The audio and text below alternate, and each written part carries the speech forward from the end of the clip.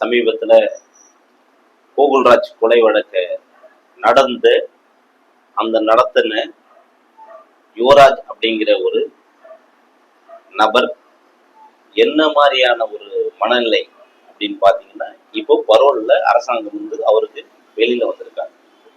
அவருடைய சாகும் வரை அவர் வந்து சிறைச்சாலையில இருக்கணுங்கிறது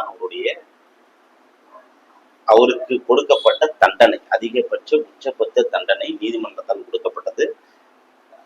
என்னவான எப்படி நடந்திருக்கு அப்படின்னு பாத்தீங்கன்னா, கோகுல்ராஜ் அப்படிங்கிற ஒரு இளைஞர், தலித் இளைஞர், ஒரு சமூகத்துல இன்னைக்கு சொல்லக்கூடிய கவுண்டர் அப்படின்னு அழைக்கக்கூடிய அந்த ஒரு பெண்ணை காதலிச்சதுனால அந்த கோயிலுக்குள்ள இருந்த ஒரு நபரை அழைச்சிட்டு போயிட்டு கொலை பண்ணிட்டாங்க. சாதாரணமா நட்பா பழகிட்டு இருந்திருக்காங்க. அது இன்னும் காதலா கூட இல்லை, எதிர்காட்சியா கூட நடந்திருக்குது. இப்படியெல்லாம் இந்த சம்பவத்துல இந்த யுவராஜ் வந்து அதிகபட்ச தண்டனை வாங்கி உள்ள போயிட்டாரு.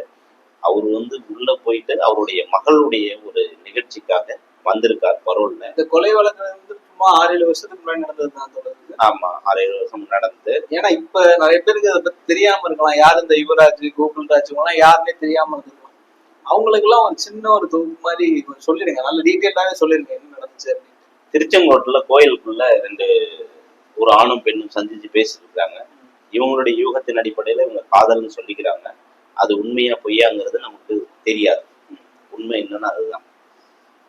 ஆனா ஒரு ஆண், தாழ்த்தப்பட்ட சமூகத்தை சேர்ந்த ஒரு ஆண், ஒரு வளர்ந்த சமூகமா இருக்கக்கூடிய கவுண்டர் சமூகத்தை சேர்ந்த ஒரு பெண்ணுகிட்ட பேசியிருக்கிறத இவங்க எல்லாம் காதல் நினைச்சு அந்த இளைஞரை கடத்திட்டு போயிட்டு கொடூரமான முறையில கொலை செய்து அந்த வழக்கை கையாண்ட அரசாங்கம் வந்து பாமா மோகன் அப்படிங்கிற ஒரு வழக்கறிஞர் தானாக முன் வந்து வாதிட்டு அந்த கொலையாளி யுவராஜை வந்து சிறைப்படுத்தினாங்க.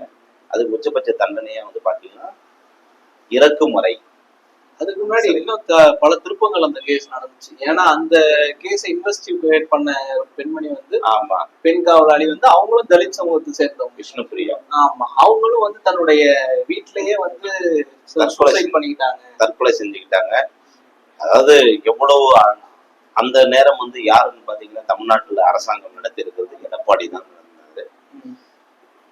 என்ன நடந்திருக்கு அப்படிங்கிறதுக்கு மிகப்பெரிய மிரட்டல், இது மாதிரியான சம்பவங்கள்லாம் நடந்ததுனாலதான் அவருக்கு வந்து இன்னைக்கு சிறையில இருக்காரு. அவருக்கு பரோல்ல வரும்பொழுது அந்த பகுதி மக்கள் வந்து பொங்கு இளைஞர் பேரவை அப்படின்னு ஒரு இதை ஒண்ணு நடத்திருக்காரு.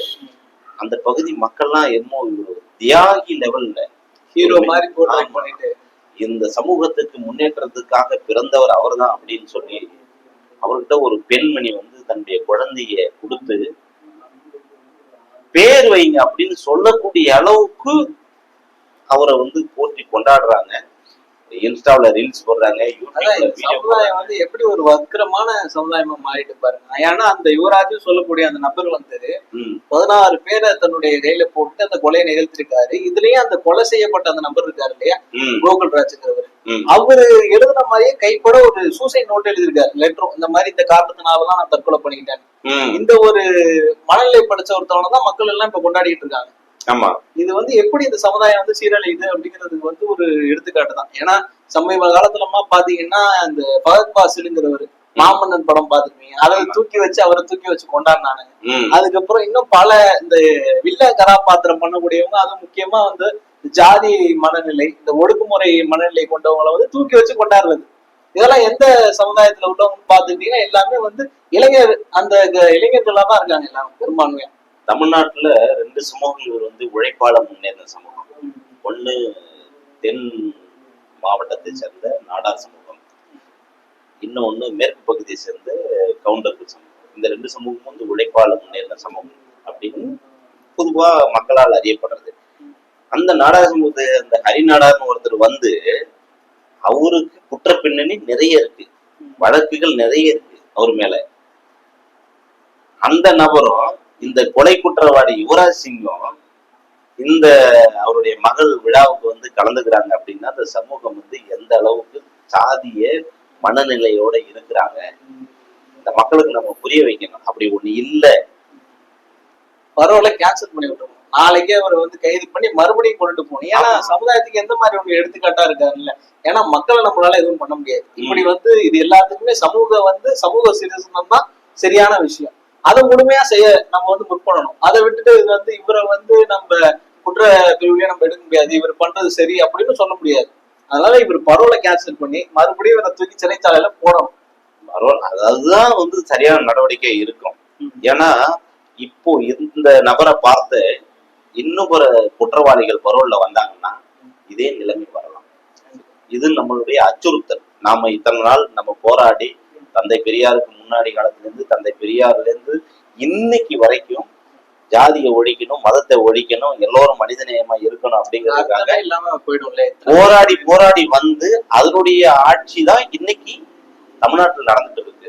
அப்படி நடக்கும் பொழுது இப்போ வந்து இப்படியான கொலை குற்றவாளிகளை தூக்கி கொண்டாடுற மனநிலைக்கு மக்களை வந்திருக்குன்னா இதுக்கு பின்னாடி ஒரு மிகப்பெரிய, அதாவது சமூகத்தை அச்சுறுத்தக்கூடிய ஒரு சித்தாந்தம் வேலை செய்யிட்டு இருக்கு, இயங்கிட்டு இருக்கு. மறைமுகமான எப்பவுமே நேரடியான செயல் திட்டத்தை மக்கள் எல்லோரும் சமம் அப்படிங்கிற செயல் திட்டத்தை திராவிட மாடல் சித்தாந்தம் இங்க ஒண்ணு இருக்கு.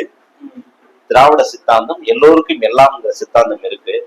அந்த சித்தாந்தத்தை நேரடியா வீழ்த்த முடியாதுங்கிறதுக்காக இன்னும் சொல்றேன் தோழர், அவர் இருக்கார்ல யுவராஜ், ஏரி அந்த விழா நடந்துட்டு இருக்க ஏரி வந்து எல்லாருக்கிட்டையும் ஒரு இது கொடுக்குறாரு, என்னது ஸ்பீச் மாதிரி கொடுக்குறாரு. நான் வந்து தன்னுடைய அந்த வக்ரத்தை தெரிவிக்கும் வகையில் மேடை மேல ஏறி வந்து எல்லாருக்கும் சொல்றாரு, இந்த மாதிரி நான் இதுக்காக ஜெயிலுக்கு போயிருக்கேன், சமுதாயத்துல வந்து யாரும் இனிமேல் கலப்பு திருமணம் பண்ணக்கூடாது அப்படிங்கிறது அவருடைய நோக்கமா இருந்தாலும் வெளிப்படையா சொல்லல. இருந்தாலும் அந்த ஒரு தோணையில தான் பேசியிருக்காரு அவர். அது சொல்லாத அந்த வார்த்தைகளை பயன்படுத்தாத மற்ற வார்த்தைகள்லாம் பயன்படுத்தி செயல் திட்டம் இதுதான், என்னுடைய எண்ணம் இதுதான், நான் இந்த ஜாதிக்காக தான் உயிர் வாழ்றேன் அப்படிங்கிற மாதிரி சொல்ல வந்திருக்காரு. அதானே? அதேதான். அதனால இதெல்லாம் வந்து இளைஞர்கள் பாக்குறாங்க, பகிர்றாங்க. இதுல என்ன எனக்கு இன்னும் சோகம் அப்படின்னா, எல்லாரும் வந்து இதை வந்து ஒரு ஒரு குற்ற விஷயமா வந்து இதை வந்து பகிரல. இதை வந்து நான் தான் சொன்னாலே இருக்கணும், இந்த ஃபகத் ஃபாசில எப்படி கொண்டாடுறாங்களோ அது போல இவரையும் ஃபகத் ஃபாசில இருந்து மாமன்னன் கதாபாத்திரத்துல ஒரு கதாபாத்திரம் வரும் இல்லையா, இந்த ஜாதிய மனநிலை கொண்ட கதாபாத்திரம், அதை புகழ்ற மாதிரியே இவரையும் புகழ்றாங்க. மீடியால எல்லாம், பேஸ்புக்ல எல்லாம் எல்லாத்துலயுமே வந்து ஸ்டேட்டஸா வைக்கிறது, ரீல்ஸ் போடுறது எல்லாமே வந்து அந்த பேக்ரவுண்ட் மியூசிக்கோட இந்த அளவு தான் வந்து இளைஞர்கள் வந்து அதை பகிர்றாங்களே. அதுதான் எனக்கு ரொம்ப வருத்தமா இருக்கு.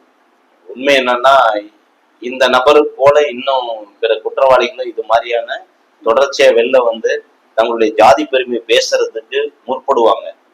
இவரை தூக்கி மறுபடியும் பரவலை கேன்சல் பண்ணிட்டு உள்ள தூக்கி வச்சாதான் மிக சரியான நடவடிக்கையா இருக்கும். அப்படி இல்லைன்னா ஜாதிய குற்றவாளிகளுக்கு இது ஒரு தூவம் போடுற வேலையா ஆயிடும். அவங்களுக்கு ஒரு அப்பா அவரே சாகுமுறை சிறைச்சாலைங்கிற தீர்ப்பை வாங்க அவரே இவ்வளவு தைரியமா நம்மள என்ன ஒரு மாசத்துக்கு நம்மள இதுக்கு ஸ்டேட்டஸ் நம்ம மூஞ்சி தெரியலாம்ல அப்படிங்கிற மனநிலை வந்துடும்.